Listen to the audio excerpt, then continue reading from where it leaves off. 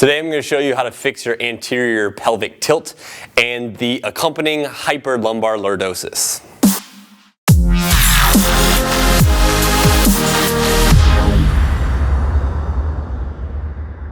What's going on, everybody? It's Blake Bowman here with Gorilla Zen Fitness, and in today's video I'm going to be discussing the following. 1. What an anterior pelvic tilt and hyperlumbar lordosis are. 2. What causes these things. 3. Why you should fix them. And 4. A couple of the best corrective exercises that you can do to fix them. Now, I've used this analogy before, but think of your pelvis like a shelf, okay? It's supposed to be flat. This is a neutral position. What happens when you have an anterior pelvic tilt is it tilts forward, okay? Anterior actually means towards the front. Now, what causes an anterior pelvic tilt are a particular set of muscular imbalances, okay? So this is your hip right here. Basically, most of the time what causes this anterior pelvic tilt are shortened and tight anterior thigh muscles here, specifically the hip flexor muscles, the rectus femoris, which runs right down the thigh, and the TFL, okay? So those are tight on the front part of the bottom of the front here, okay? Tight here, pulling the front of the pelvis down, okay? Another thing that comes along with it is tightness in the upper back, okay? Or in the lower back, rather. Okay, tightness down here is pulling up the top part of the back end. So you got tightness down here, tipping you forward this way, tightness up here, furthering that, okay? And to make things worse, usually what happens when you have an anterior pelvic tilt is your anterior core musculature, which would normally be up here, is weak. And it's not counteracting that downward force that the tight TFL and rectus femoris are producing down here. So you're not canceling that out by having a strong core in here, which would pull it up. So this is pulling it down, this is pulling down, and on the back end, glutes and hamstrings tend to be weakened, okay? And just like on the front here, they're not producing opposing force to combat this tilting forward, okay? So these need to be stronger in order to pull it down. Now, when the pelvis tilts forward, what usually comes along with that is an exacerbation of the normal lumbar curve. So people tend to like really arch their back when they have an anterior pelvic tilt. Now, I should say that it's not the muscular imbalances themselves that is causing the anterior pelvic tilt, because there's an additional cause that causes the muscular imbalances in the first place, and that's at the root level. And what typically is responsible for that is excessive sitting. Now, I made a video about sitting that you can check out right over here. One thing in the video that I didn't really stress enough is the importance of using a backrest when you're sitting. So watch that video, but keep in mind that you actually want to use the backrest. You don't want to sit at the edge of your chair, because that will cause even more hip flexor tightness down here, which is going to further contribute to your anterior pelvic tilt. It's really important that you address this root cause of your anterior pelvic tilt before you do any corrective exercises in an effort to fix it. Because if you're not addressing the root problem, then what's the point of even doing corrective exercises? You're really just going to be spinning your wheels. So before I get into those corrective exercises, I'm going to talk a little bit about why if you have an anterior pelvic tilt, it's something that you want to address.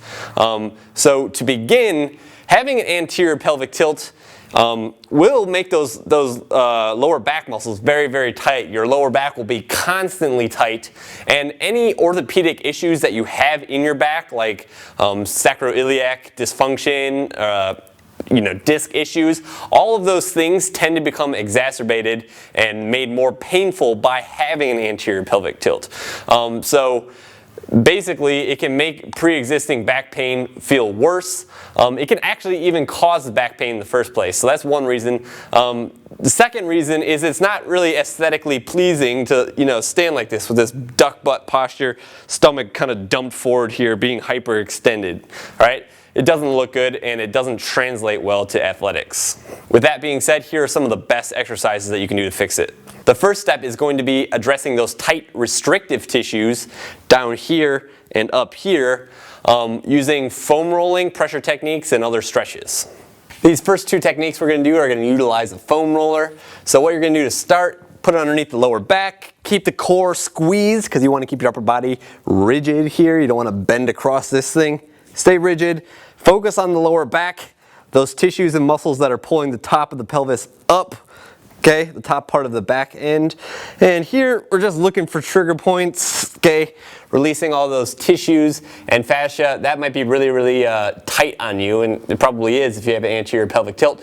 Do that, 2 sets, 30 seconds, looking for trigger points. The second area we're gonna get with the roller is the rectus femoris, which is right on top of the thigh here, and the tensor fascia lata, which is kind of adjacent, you know, to where the rectus connects up here. It's right off to the side at about a 45-degree angle. It's really squishy here. If you have an anterior pelvic tilt, you'll probably be tight there. And remember, you can also do this with a softball, just by putting the softball on the ground and getting it in there. That's a little bit more aggressive. You might want to start with the foam roller and then maybe progress to that as a more advanced way to release these tissues. But to get the rectus, you have to stay right on top of your thigh, and you're just going to move up and down it just like me. Okay, you can bend the knee and extend it like this to get a little bit more release, but this is gonna be pretty tight on you, okay? From there, we're gonna come into that hip flexor, that TFL right there, spending some time in there, rocking back and forth. You'll know when you're on it because it'll be very, very tight.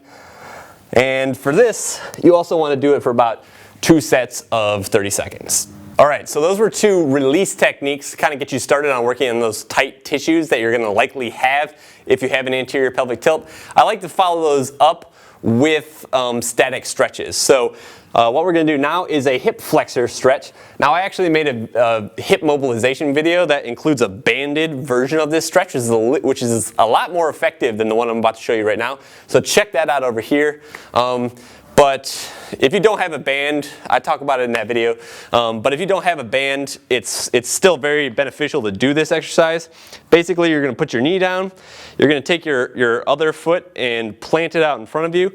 You're going to squeeze the butt cheek. It's really important that you do this. Squeeze the butt cheek on the leg that you're stretching, suck in your core and squeeze it too, and then kind of lean forward like this. You'll feel a lot of stretching occurring in the front of your hip here. Those are those tight tissues that are tipping the front part down, okay? So squeeze that butt cheek, lean forward, suck the stomach in and squeeze it, raise this arm up. And then this might be like too much for you already, but if you want to make it a little bit more you know, advanced and you really want to pry those tissues apart, keeping the butt cheek squeezed, keeping the stomach sucked in, you can bend your body away from the leg that you're stretching. For that, again, 2 sets of about 45 seconds each leg. So doing a stretch for the lower back is actually pretty difficult. There's not very many stretches that effectively get in there, but child's pose from yoga is actually a pretty good one.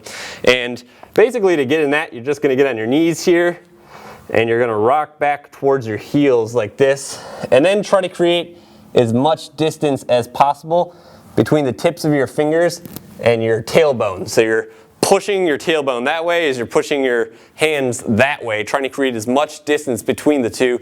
That's going to get the lumbar erector muscles, your erector spinae, and all of the fascia in there, your thoracolumbar fascia. That's going to elongate it and really help to release those tissues. That is much, it's much less intense than the hip flexor stretch.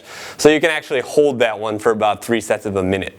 Now that we've addressed those tight tissues down here and up here that are tipping the pelvis forward, and we've kind of loosened those things up, now it's time to start strengthening those weak tissues here to bring that pelvis into a more neutral position.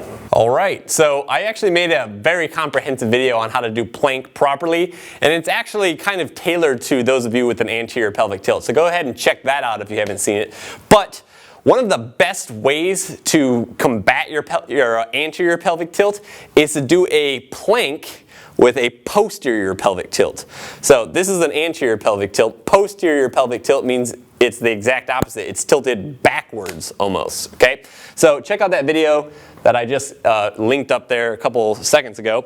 But basically, do this for about 5 sets of 30 seconds. It's a great exercise. It's probably the #1 exercise for fixing an anterior pelvic tilt in terms of strengthening. Okay, this goes along great with the other ones. And if you have to prioritize any exercise, excluding the stretching techniques and the pressure techniques. If you have to prioritize one strengthening technique because you're limited on time, make it this one because this one's very powerful. But what you're going to do, get down on your elbows, keep your hips up at the same level as your shoulders, tuck your butt underneath, and then really extend from the thoracic spine. Okay? But the key here is to tuck your butt underneath, suck in, and you're it's kind of like you're trying to hide your ass. You're rotating your pelvis the opposite way. Okay? And like I said, 5 sets of 30 seconds with that one. So this is another really good one that's going to hit the hamstrings and the glutes at the same time, okay? And those are those muscles underneath the pelvis that when you tighten those up, it's going to bring that back part that's up really high back down to a more normal level. So this is called a hip circle. It's basically just a resistance band that's meant for your legs, but you don't actually need this. But I would recommend that you do this banded because it'll help you get more gluteal activation. So any type of closed resistance band that you can put over your knees is going to help with this, okay? But what you need, this and a stability ball, all right? This is a banded stability ball hamstring curl. You're gonna lay on your back, put just your heels on the ball with your legs extended, bring your arms out to a T. You're gonna lift your hips up, drive your knees out away from each other as you pull your heels in towards your butt, okay? Leave the hips off the ground the whole time, pull in, okay? You're going to feel this in both your glutes, right in here, and your hamstrings, big time. While you're doing that, try driving your knees out simultaneously while you're pulling your heels in towards your butt. For that, 5 sets of 15 reps. All right, so I saved the weirdest one for last, and these are just what I call pelvic rolls. It's basically laying in a supine position on your back, putting your pelvis into a posterior tilt. Okay, it looks weird, but do this one in your house or something and you'll be fine. But basically what you're going to do is you're going to lay on your back, put your hands on your pelvis here, because the whole idea with doing this is to help guide your pelvis. What you're going to do is you're going to kind of tilt your pelvis forward into your familiar position, this anterior pelvic tilt, where your back is arching. And then from here, you're going to suck the stomach in, rotate it up, okay, into a posterior pelvic tilt, using the hands to help guide the pelvis, okay? Push your belly out, anterior tilt, suck the stomach in hard, posterior pelvic tilt. Okay, this is really good for activating that transversus abdominis in here. It's very crucial that you're sucking the belly button down towards the spine in while you're rotating here, okay? Like this. We're trying to condition your pelvis and your body to get used to that more neutral pelvic positioning. And this is a great exercise for it. It gets a little bit of hamstring activation too, and a lot of transversus abdominis activation, which are both really going to help to bring the pelvis back into a neutral position. For that, since it's a low intensity exercise, you can do it for about 5 sets of 20 repetitions. There you have it, people. Through the combination of adjusting the way you sit and the sheer amount of time that you're sitting with these corrective exercises, you now have the power to totally fix your anterior pelvic tilt. In terms of frequency, I would say you can perform this routine 3 to 4 times a week. I will warn you, however, too, that I have seen people overcorrect their anterior pelvic tilt, myself included. I've also seen several people here on the internet do that, former clients of mine. Once your pelvis is in a more neutral position and that lower back is not feeling as tight, I would recommend that you cut down on the frequency of doing this routine to maybe once every 1 to 2 weeks. Because if you continue to do this, even though you're once you've basically been able to accomplish a neutral position, you're actually going to start creating the opposite imbalance, something similar to like a posterior pelvic tilt and sway back. So always monitor yourself, and once you're starting to feel better, once your pelvis is in a more neutral position and your lower back is not as hyperextended, then lay off some of these exercises. I really hope you enjoyed this video. If you have and you're not yet subscribed to my channel, then go ahead and do that right over here. Also, go to my Facebook page, give me a like, and go to my Instagram and follow me there. I'll include links to both of those things in the description down below. Other than that, enjoy the weekend, and I'll see you next time. Oh, and one last thing, I'm still looking for questions to answer for all of you. So if you have a question that you want me to make a video on and address, then go ahead and leave your recommendation or question in the comment area down below.